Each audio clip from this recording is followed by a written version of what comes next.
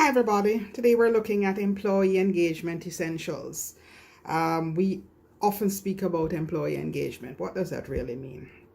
How do we motivate and engage employees so that they become valuable, they become better people, they are able to execute, they become more productive, they are the best salespersons for your organization. So we're looking at how do you improve the attitudes of your team and the work that they do. It's about building strong relationships with your colleagues and, of course, allowing people to use their skills. Quite often we don't know the skill sets of our team members. Why? We haven't spent enough time. They're in a role, they've been there for a number of years, but we really don't understand their skill sets and we're not using them adequately. We need to be creating strong managers.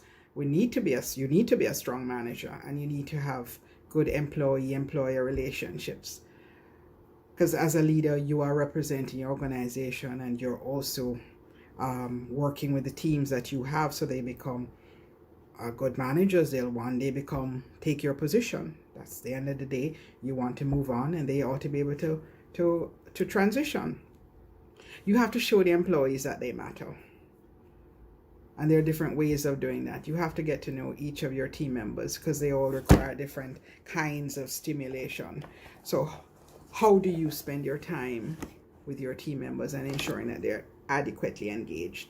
So there are different pillars of leadership that you want to get to understand as well. So you'll become a very good engagement, what I call pioneer.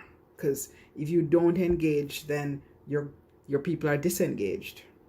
And as a manager, sometimes you yourself and we are disengaged. Why is that? You can't engage your team if you're disengaged. So we also need to spend time on ourselves and ensuring that we are properly engaged as leaders. So how do we spend our time? Do we know what we're doing? Do we know what the organization wants? Do we understand what's involved?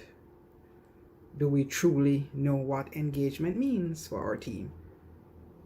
That's what we need to spend our time on as leaders. Because the more engaged people are, the more productive your organization, the more productive your team, the easier it will be to get goods and services provided to your clients. Performance management will not be an issue. You're going to have team members who are excited to come to work. And of course, at the end of the day, you're going to be able to deliver. How do we deliver? So we'll talk later.